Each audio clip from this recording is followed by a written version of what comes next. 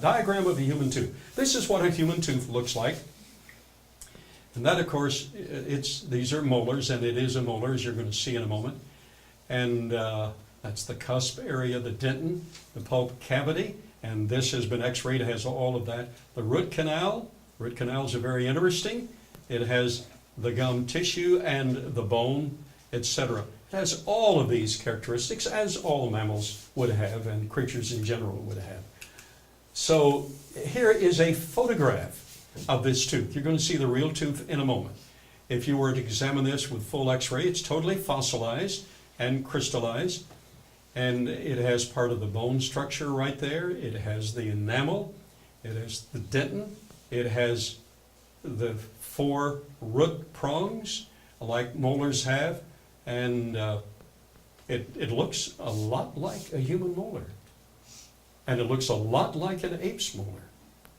But it looks more like a pig's molar. Now, let's wrap it up. Man and the fossil record. You're going to get to see the real thing in just a moment. Evolutionary scholars admit that there's no real evidence linking man and chimpanzees. But they don't admit this in the public arena. They admit it to their academic committees and the profile. Here's what 6 leading evolutionists wrote when penned down. They said, okay, we have to make a statement on this.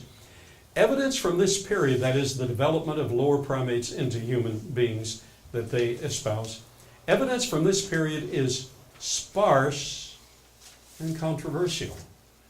Meaning, they don't have any evidence that we came from apes or anything else.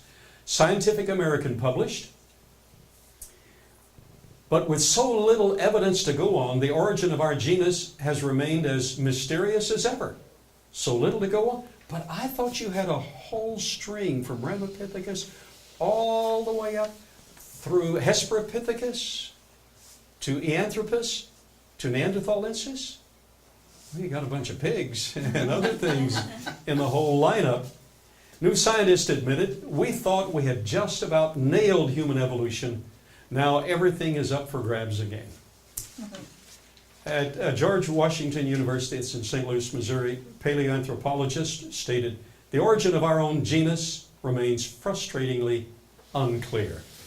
But I read the Bible. The Bible told us all along exactly where we came from, and the evidence from the Bible has never been controverted. You have to twist that evidence,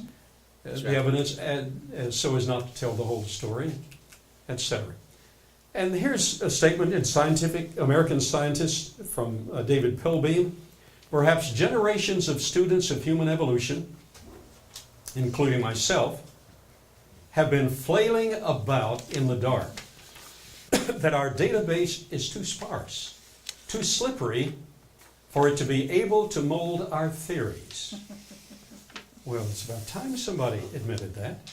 Rather, the theories are more statements about us and our ideology about the past. Paleoanthropology reveals more about how humans view themselves, that is, that we're about half ape, than it does about how humans came about. That is very revealing. And so a few scholars are telling it like it is. No fossils antecedent to man.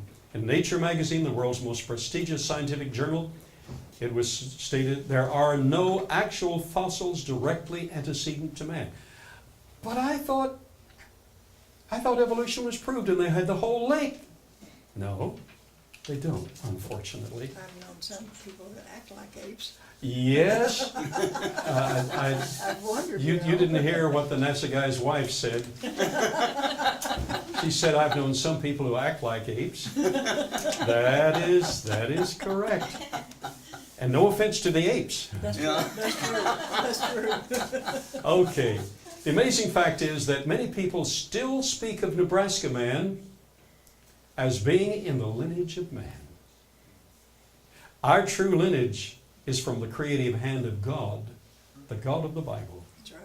We have neither apes nor pigs in our ancestry. Amen, that's right. We were created by the Lord himself.